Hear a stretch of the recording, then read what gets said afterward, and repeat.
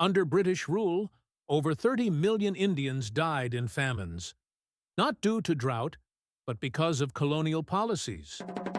In 1943, trains loaded with grain left famine-stricken Bengal for other parts of the empire, while corpses lined the streets of Calcutta.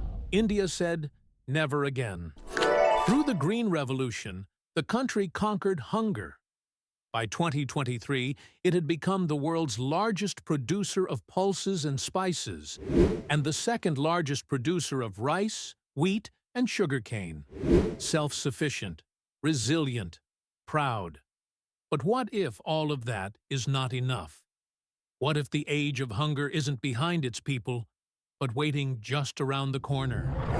Not through war, not through foreign rule, but through a slow, silent sabotage from within, a sabotage that starts quietly, in the unnoticed death of the soil. The land is vanishing. It begins subtly.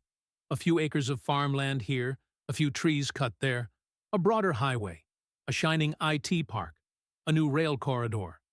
India loses nearly 730,000 hectares of farmland every year, swallowed by urban sprawl, highways, SEZs, and real estate projects.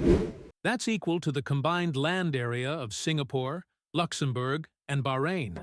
For decades, there was little concern. The Green Revolution kept yields rising. Fertilizers, pesticides, and hybrid seeds boosted output year after year. But nature has its limits.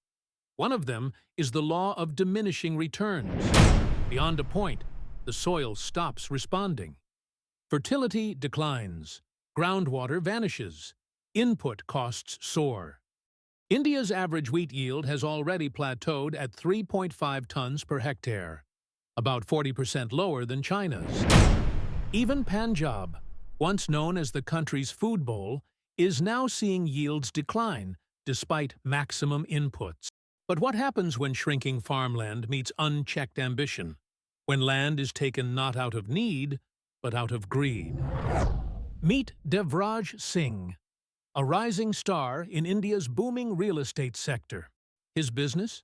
Roads, highways, flyovers, anything that involves pouring concrete on land. Now imagine a city, let's call it Rajapur, bustling, growing, and like many Indian cities, already has a perfectly functional highway connecting it to the neighboring town.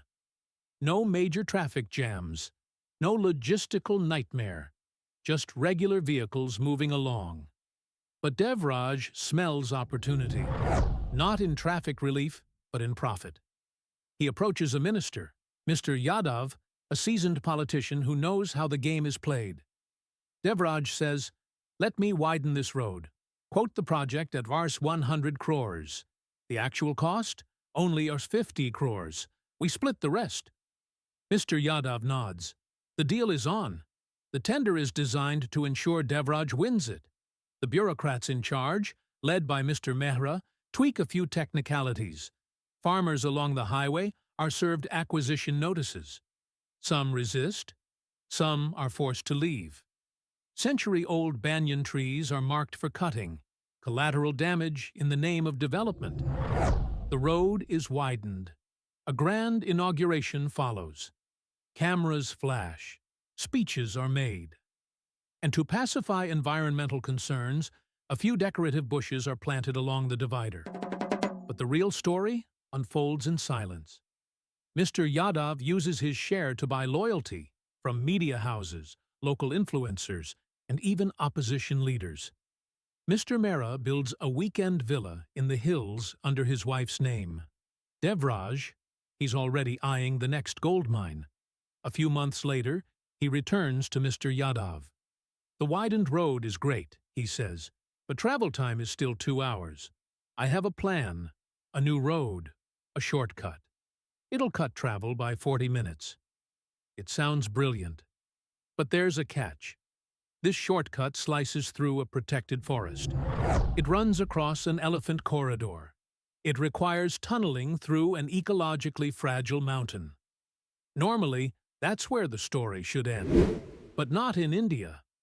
Mr. Yadav pulls strings. Environmental permissions are managed.